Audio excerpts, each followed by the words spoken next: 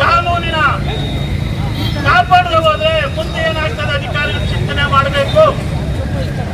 ಅದರಿಂದ ಏನು ಈ ಭಾಗದಲ್ಲಿ ಭೂಮಿಯ ವಿಚಾರದಲ್ಲಿ ರೈತರು 1 ಇಂಚು ಭೂಮಿನ ಕೂಡ ನಾವು ಕೈಗಾರಿಕೆಗೆ ಕೊಡೋದಿಲ್ಲ ಏನಣ್ಣ. ಈಗ ಹಣ್ಣು ತರಕಾರಿಗಳನ್ನು ರಾಜ್ಯಕ್ಕೆ ರವಾನೆಯನ್ನು ಈ ಭಾಗದಲ್ಲಿ ನೀರಿಗೆ ಸಮಸ್ಯೆ ಇರಬಹುದು, ಆದ್ರೆ ಹಾಲಿಗೆ ಸಮಸ್ಯೆ ಇಲ್ಲ. ಇಡೀ ಜಿಲ್ಲೆಗೆ ರಾಜ್ಯಕ್ಕೆ ಹಾಲು ಕೊಡ್ತಾ ಇರೋದು ಹೆಚ್ಚಿನ ಭಾಗ ಇದೇ ಭಾಗ. ಇದು ಅರ್ಥ ಮಾಡ್ಕೊಳ್ಬೇಕು ಜಿಲ್ಲಾಡಳಿತ ಸರ್ಕಾರ. ನಮ್ಮ ತಹಶೀಲ್ದಾರ್ ಅವರು ಹೇಳಿದ್ರು, ಜಿಲ್ಲಾಡಳಿತ ಹೇಳಿದ್ರು 80% ಕೂಡ ಗಡಿಗೆ ಭೂಮಿ ಅಂತ. ಯಾವ ಆಧಾರದ ಮೇಲೆ ನೀವು ಹೇಳ್ತಾ ಇದ್ದೀರಿ? ಯಾವ ಆಧಾರದ ಮೇಲೆ ರೈತರು ಕೊಡ್ತೀರಿ ಅಂತ ಹೇಳವ್ರೆ? 10 ನಿಮಿಷ ಕೋಡಿಯಡಿ ಚಂದ್ರಶೇಖರ್ ಜವಾಬ್ದಾರಿ ರಾಜ್ಯಾಧ್ಯಕ್ಷರು ಇಲ್ಲಿ ಬರ್ತಾ ಹೋದ್ರೆ ನಾವು ಎಲ್ಲನೂ ಕೂಡ ಒಟ್ಟಾಗಿ ಕಾಲ್ನಡಿಗೆಯ ಮುಖಾಂತರ ನಾವು ಹೋಗ್ತೇವೆ. ಕಾನೂನಾತ್ಮಕವಾಗಿ ನಮಗೂ ಗೊತ್ತೈತೆ, ನಾವು ಒಟ್ಟಾಗಿ ಕಾಲ್ನಡಿಗೆಯ ಮುಖಾಂತರ ಬೆಂಗಳೂರು ಕಡೆ ಹೋಗ್ತೇವೆ ಅನ್ನೋ ಎಚ್ಚರಿಕೆಯನ್ನು ಕೊಡ್ಬೋದಣ್ಣ. ಇನ್ನು ಕೂಡ ಬೇರೆ ಜನನು ಕೂಡ ಬರೋಕ್ಕೆ ಮಾಡವ. ಬರೀ ನಾವೇ ರೈತರು ಈ ಭಾಗದವರು ಅಲ್ಲ, ಎಲ್ಲ ಭಾಗದವರು ನಿಮ್ಮ ಪರವಾಗಿ ಬಂದೆ. ಏನಿವತ್ತು ಇಂತಹ ಒಂದು ಜಿಲ್ಲೆ ಭೌಗೋಳಿಕವಾದಂತಹ ಭೂಮಿಯ ಆಧಾರದ ಮೇಲೆ ಇರುವಂತಹ ಶಿವಸೇನೆಯ ತಾಲೂಕು ಅಧ್ಯಕ್ಷ ಅಂತ ದಾದೂರು ಮಂಜುನಾಥ್. ಈಗ ನಿಮ್ಮಗಳ ಮುಖಾಂತರ ನಾವು ಏನು ಹೇಳಕ್ಕೆ ಇಷ್ಟಪಡ್ತೀವಿ ಅಂದರೆ, ಈ ದಿವಸ KIDBಗೆ ಇಲ್ಲಿ ಏನು ನಮ್ಮ ಹಳ್ಳಿಗಳು ಹೋಗ್ತಾ ಇದೆಯೋ ವಶಪಡಿಸ್ಕೊಂತ ಇದ್ದಾರೋ ಅದರ ಒಂದು ಎಲ್ಲ ರೈತರು ಅರ್ಜಿಗಳು ಕೊಡೋದು ಇನ್ನು 15ನೇ ತಾರೀಕು ಕಡೆ ದಿವಸ ಆಗಿರೋದ್ರಿಂದ ನಾವಿವತ್ತು ಸಾಮೂಹಿಕವಾಗಿ ಎಲ್ಲ ಹೋಗಿ KIDB ಆಫೀಸ್ಗೆ ಕೊಡಬೇಕು ಅಂತ ಹೋಗ್ತಾ ಇರಬೇಕಾದ್ರೆ ಇಲ್ಲಿ ಜಮಕೋಟೆ ಕ್ರಾಸಲ್ಲಿ ನಮ್ಮ ಆರಕ್ಷಕ ಸಿಬ್ಬಂದಿಯವರು ತಡೆದು ಇಲ್ಲಿ ನಿಲ್ಲಿಸಿ ನೀವು ಹೋಗೋದು ಬೇಡ ಅಂತೇಳಿ ಹೇಳ್ತಾ ಇದ್ದಾರೆ. ಅದು ಯಾಕೆ ಅನ್ನೋದು ಗೊತ್ತಾಗ್ತಾ ಇಲ್ಲ. ಈಗ ನಾವೇನು ಪ್ರತಿಭಟನೆ ಮಾಡಕ್ಕೆ ಹೋಗ್ತಾ ಇಲ್ಲ, ನಾವೇನು ಅಲ್ಲಿಗೇನು ಪ್ರತಿಭಟನೆ ಮಾಡೋಕ್ಕೆಲ್ಲ ಹೋಗ್ತಾ ಇರೋದು, ಬರೀ ಅರ್ಜಿ ಕೊಟ್ಟು ಬರೋಣ ಅಂತೇಳಿ ಹೋಗ್ತಾ ಇರೋದು. ಅಷ್ಟಕ್ಕೆ ತಡೆದವ್ರೆ ಏನು ಅಧಿಕಾರಿಗಳನ್ನ ಇಲ್ಲೇ ಕರೆಸ್ತೀವಿ ಅಂತ ಹೇಳ್ತಾವ್ರೆ. ಇವತ್ತು ಯಾವುದೇ ಅಧಿಕಾರಿಗಳು ಸಹಿತ ಬಂದಿಲ್ಲ. ಯಾವಾಗ ಬರ್ತಾರೋ, ಯಾಕಂದರೆ ಇಲ್ಲಿ ನಮ್ಮ ಜನ ಈಗಾಗಲೇ ರೋಷವಾಗಿ ಅವರೇ ತಡೆಯೋಕ್ಕೆ ಆಗ್ತಾ ಇಲ್ಲ ಅವರು. ಯಾಕಂದರೆ ಭೂಮಿ ಕಳ್ಕೊಳ್ಳೋ ಒಂದು ಅವ್ರಿಗೆ ನೋವು ಎದೆಯಲ್ಲಿ ಕಾಡ್ತಾ ಇದೆ. ಈಗ ಯಾರು ಬಿಸಿಲು ಬೇರೆ ಇದೆ, ಅದರಿಂದ ದಯವಿಟ್ಟು ಯಾವ ಅಧಿಕಾರಿಗಳು ಬರ್ತಾರೋ ಏನು ಅನ್ನೋದು ನಮ್ಮ ಪೊಲೀಸ್ ಇಲಾಖೆ ಮೊದಲು ಅವರು ಇಂಟಿಮೇಷನ್ ಕೊಟ್ಟರೆ ಪರವಾಗಿಲ್ಲ.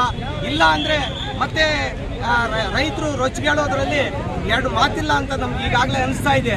ದಯವಿಟ್ಟು ಎಲ್ಲರೂ ಸಂಬಂಧಪಟ್ಟ ಇಲಾಖೆ ಬೇಗ ಕರೆಸಬೇಕು.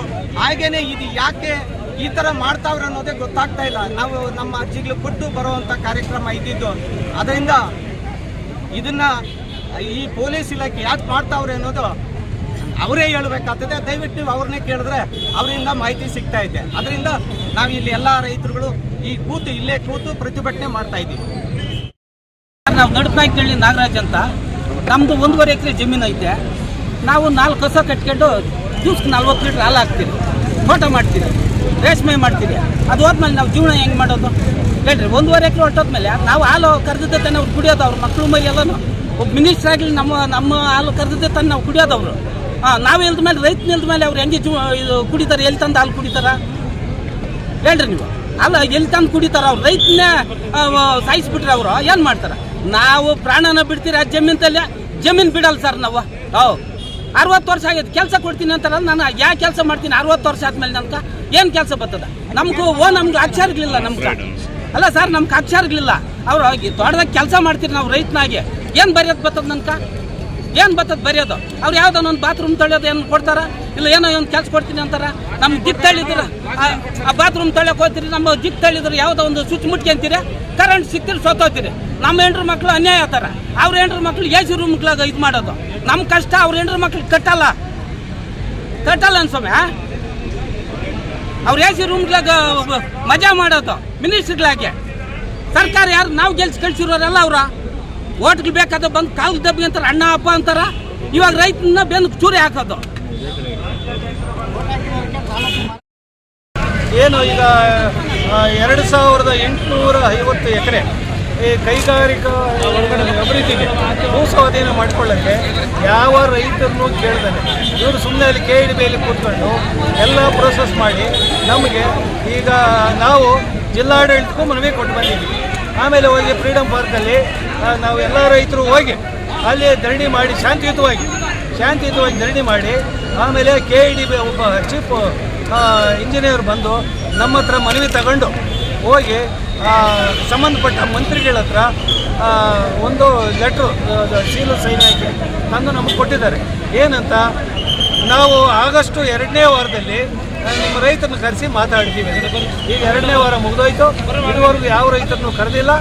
ನಾವು ಇವತ್ತು ಏನು ಮಾಡಿದ್ದೀವಿ ಅಂದರೆ ಎಲ್ಲ ರೈತರು ನೋಡಿ ಅರ್ಜಿ ಮತ್ತು ಪಹಣಿ ಅದ್ರ ಜೊತೆಗೆ ಆಧಾರ್ ಕಾರ್ಡು ತಗೊಂಡು KID ಅವರಿಗೆ ಎಲ್ಲ ಕೊಟ್ಟು ಬರೋಣ ಅಂತ ಇಲ್ಲಿಗೆ ಬಂದ್ವಿ. ಎಲ್ಲ ಜಮಕೋಟೆ ಕ್ರಾಸ್ಗೆ ಎಲ್ಲ ಬಸ್ಗಳು ಮಾಡಿಕೊಂಡು ಸ್ವಂತ ಖರ್ಚಲ್ಲಿ ಬಸ್ಗೆ 15,000 ಸಾವಿರ ಬಾಡಿಗೆ ಹೊತ್ತು ನೋಡಿ ಇಲ್ಲಿ ನಿಲ್ಲಿಸಿದ್ದಾರೆ.